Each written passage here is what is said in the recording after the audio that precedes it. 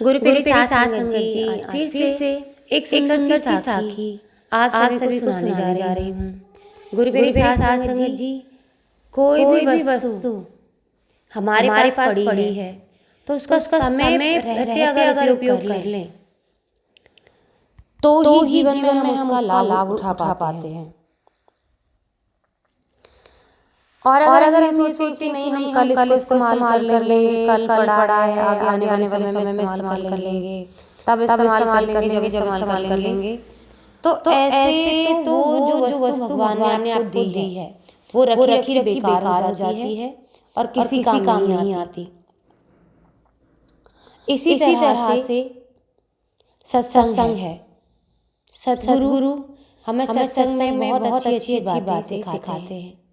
हमारे कानों में पड़ी रहती हैं लेकिन हम उसे दिल में नहीं उतारते। वो कानों में पड़ी रहती है लेकिन जीवन में नहीं उतारते। जब देने होंगे तो लंबे भाषण दे देते हैं लोगों को हम आसन में ये सुन कर आए थे। लेकिन जब प्रैक्टिकल लाइफ में देखा जाता है तो उनकी प्रैक्टिकल लाइफ में वो चीज़ दिखाई ही नहीं देती जो वो बोलते हैं। तो आइए मेरी सास संगत जी सुनते हैं आज की सुंदर सी साखी जो हमें सिखाएगी कि चाहे सत्संग में सीखी हुई बात हो, चाहे हमारे पास पड़ी हुई कीमती चीजें हों, अगर उनका समय पर सदुपयोग नहीं किया गया तो वो बेकार हो जाएंगी, हमारे किसी काम नहीं आएंगी। भगवान ने जिस उद्देश्य से उनको बनाया है वो उद्देश्य पूरा नहीं हो पाएगा और ना ही हम रब से मिल पाएंगे। तो आइए मेरी सास संगत जी सुनते हैं आज की सुंदर सी साखी। बहुत समय पहले की बात है। किसी गांव में एक बूढ़ा आदमी रहता था। उसके दो बेटे थे। बूढ़ा वस्तुओं के उपयोग के मामले में कंजूस था और उन्हें बचा कर उपयोग किया करता था। उसके पास पुराना चांदी का पात्र था। वो उसकी सबसे मूल्यवान वस्तु थी। उसने उसे संभाल कर संदूक में बंद कर देता था। उसे सोच रखा था कि सही मौका आने पर इसका इस्तेमाल करेगा। एक दिन उसके यहाँ संत आए।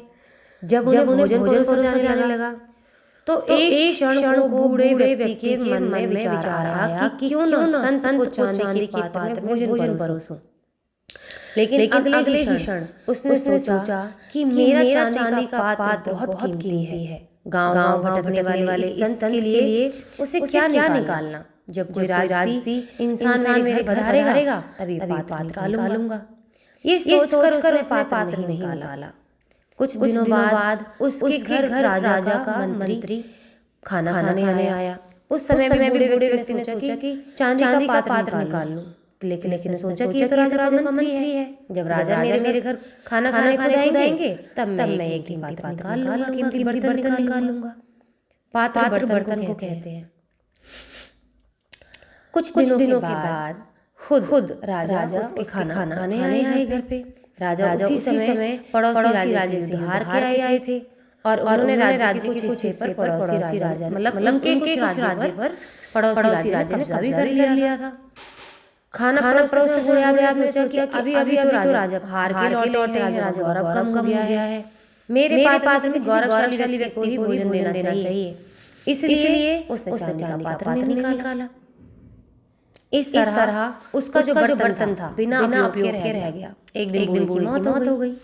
उसकी मौत के बाद उसके बेटे ने उस को खोला और वो तो काला पड़ चुका था और किसी को पता भी नहीं था उस बर्तन के बारे में।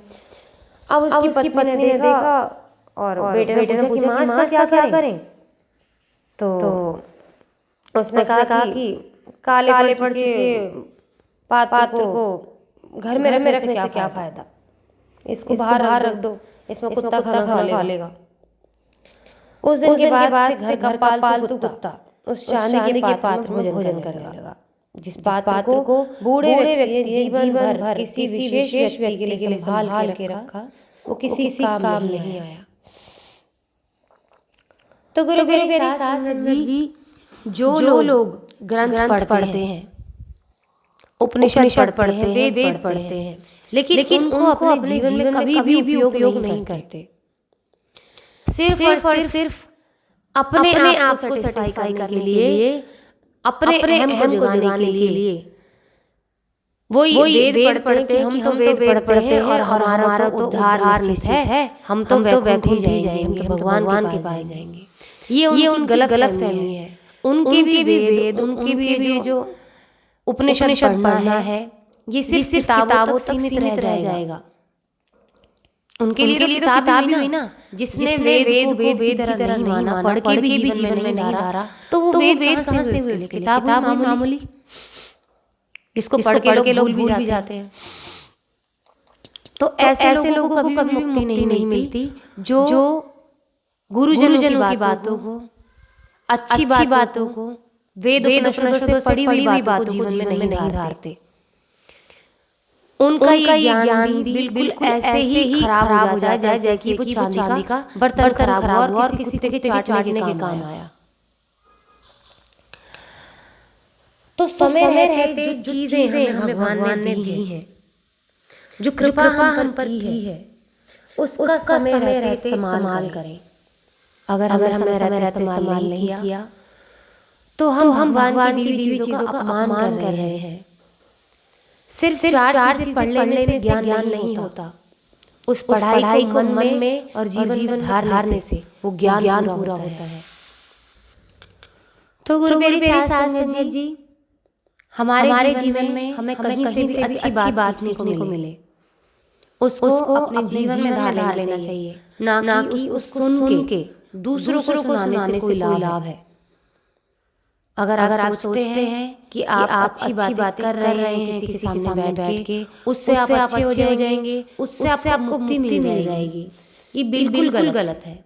जब तक अच्छी बातों को धारण नहीं किया तब तक उसका कोई लाभ नहीं। अब मैंने कई लोगों के सवाल ऐसे देखे हैं, मुझे कमेंट्स आते हैं, पूछते हैं लोग कि जो लोग सत्संग में जाते हैं उनके घर में लोग दारू पी रहे हैं, मांस खा रहे हैं, ऐसा कैसे पॉसिबल है? पॉसिबल है सिर्फ उन्हीं लोगों के लिए जो गुरु की कई बात को सिर्फ सत्संग में ही झाड़ के आ जाते हैं, पल्ले में समेट के अपने जीवन में नहीं उतारते।